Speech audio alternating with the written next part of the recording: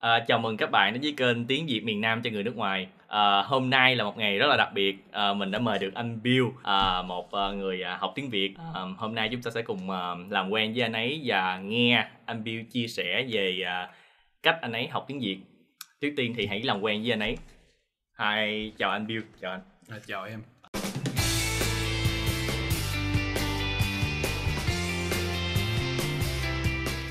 Trước tiên thì anh hãy giới thiệu về bản thân anh đi, bằng tiếng Anh trước. Mình sẽ nói tiếng Việt sau. I'm Bill. My name is Bill.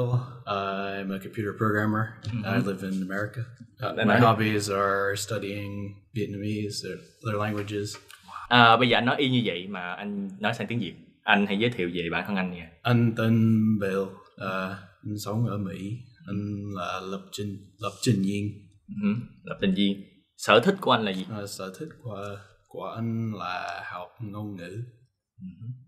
Ngôn ngữ nào? Tất cả? Tiếng Việt. Tiếng Tây Ban Nha. Tiếng Việt. Tiếng Trung Quốc. Tây Ban Nha, Trung Quốc. Tức là anh nói được tiếng Tây Ban Nha. Đức. Tiếng Đức luôn. Thiệt hả? Anh nói thử mấy câu tiếng Đức đi. Yeah. Nhưng anh lâu chưa học tiếng Đức.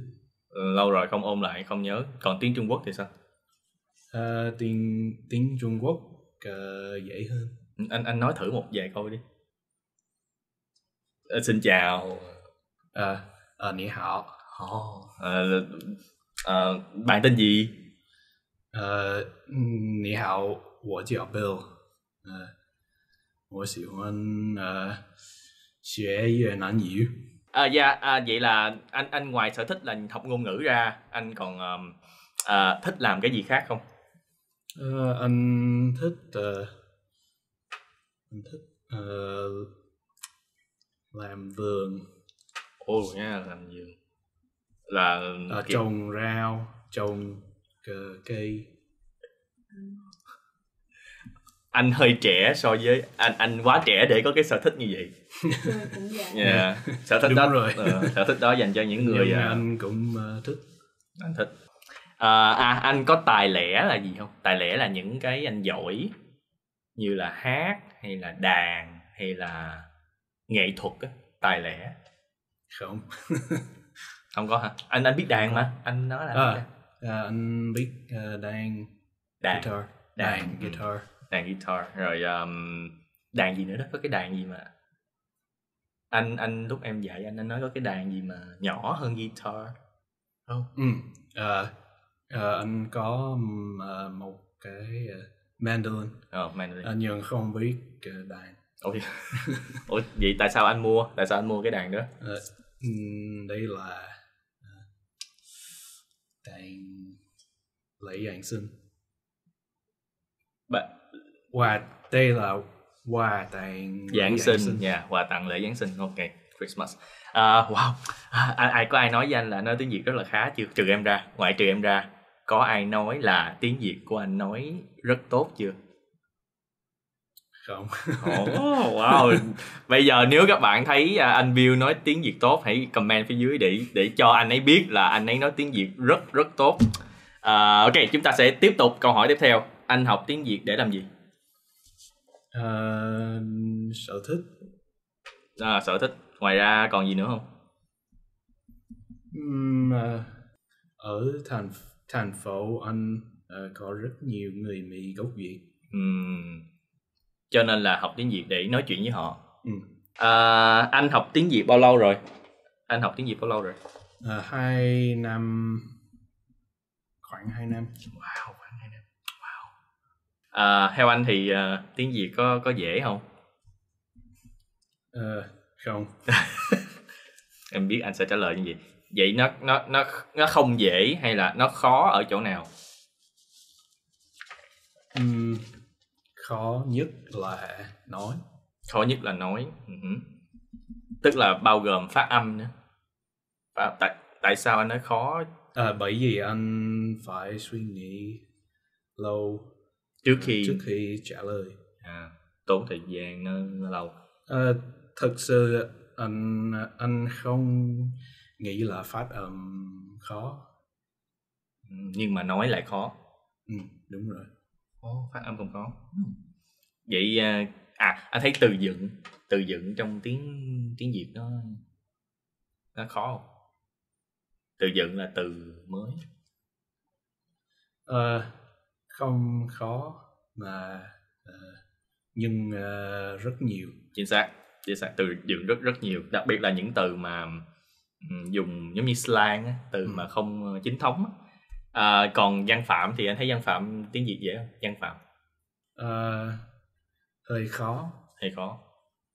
Nhưng mà sao anh nói hay vậy? Anh nói đúng văn phạm hết. Nói xạo hoài.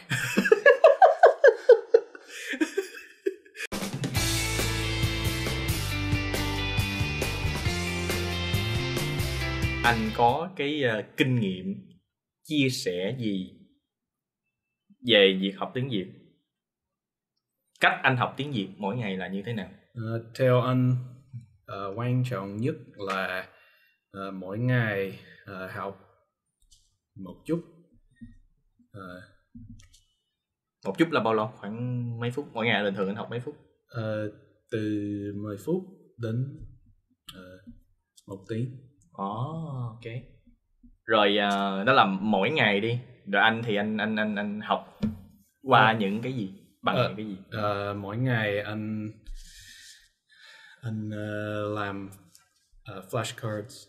Anh cũng coi một số videos bằng tiếng Việt.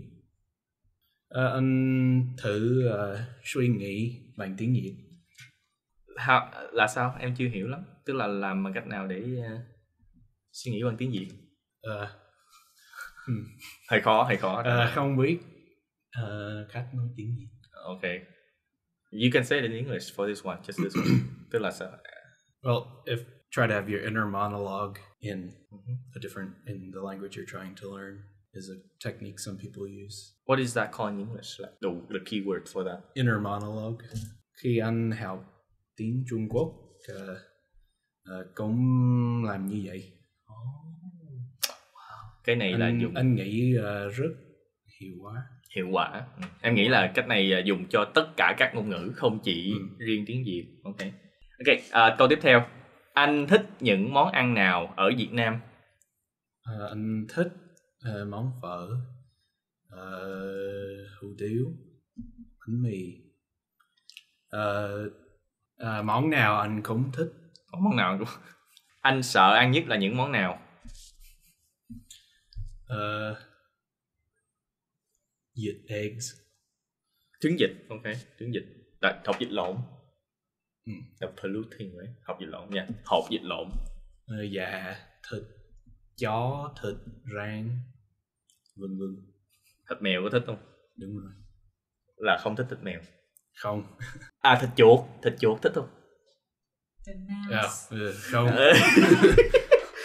Tiếp theo, anh thích và không thích Việt Nam ở những điểm nào? Mình nói về anh thích đi, thích gì ở Việt Nam là điểm nào trước? Thích ngắm cảnh. Cảnh đẹp, ngắm cảnh. Món ăn ngon. Gì nữa? Người thân thiện. Cảm ơn anh. Em biết là anh đang nói về em. Người thân thiện, gì nữa không? Giá cả thì sao? Anh thấy giá cả ở đây nó đúng rồi, rẻ hơn so với bên Mỹ không? Bằng bao nhiêu ta? 1/10, 1/10, 1/10. Không. 1/2. Gấp 2 lần. Ở Mỹ giá gấp 2 lần ở Việt Nam. Ok. Nói chung nha. Đồ ăn ở Việt Nam rất rẻ. Nhưng theo anh đồ khác không rẻ như vậy. Ví dụ xe hơi. Đúng rồi. Rất nhiều xe hơi ở bên đây mua là mắc gấp 3 lần hoặc 2 lần anh mua ở Mỹ. Không công bằng là gì? Not fair, không công bằng. Anh không thích Việt Nam ở những điểm nào? Okay, giao thông. Okay, I knew. Giao thông sao? Giao thông bị gì? giao thông không biết cách nói. Đông, nhiều xe, rồi đi đi nào đi kia. What? Navigate? Đi này đi kia. Đi này đi kia. Some phrase. Đi lộn xộn, like messy, lộn xộn. Đi đây đi đó is like you go here and go there. Đi đây đi đó. But that's another phrase that you go a lot, travel a lot. But like it's messy, it's like đi lộn xộn. Yeah. Đi đây đi đó is different. Còn gì nữa không? Ngoài giao thông ra. Ô nhiễm, ok, chính xác. Tức là nghe nhiều khói bụi. Còn gì nữa không? Nếu là người Mỹ sẽ gặp rất nhiều người mà thứ bán xe máy, xe ôm, massage. Để bán anh những cái đó là sao? Bán. If when I'm walking around, every minute or two, someone's like, "Hey, motorcycle," or "Hey, massage." Okay, that I understand. Yeah. Like they just initiate and they talk to you. Yeah. We say chào mời for that word. Yeah. Rất nhiều người chào mời anh. Okay. Bực mình. Bực mình, đúng rồi.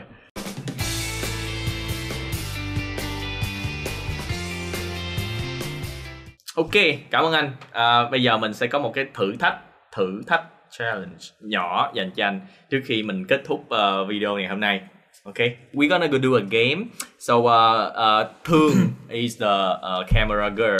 She's gonna give us a topic, and you're gonna hold the topic, and you're gonna look at the word you describe in Vietnamese to me, and I will guess, and then I will do the same thing to you. Okay, are you ready? So the winner gonna be what? Chuẩn bị rồi. Hey, Thương, thắng cuộc được gì? Thắng được ăn dưa hấu. Okay. I'm so exciting. Có 4 chủ đề. 4 chủ đề. Động vật, phương tiện giao thông, đồ ăn. Anh chọn trước đi. Thôi, 1, 2, 3. Bắt đầu. Thứ nhất là động vật nhiều người nhoi. Nhiều người gì? Nhiều nhất. Nhiều người nhoi là gì? Nuôi chó. Đúng rồi. Tiếp. Anh nói đi. You can skip it. Kêu oink oink. Heo. Đúng rồi. Heo, ok. Tiếp.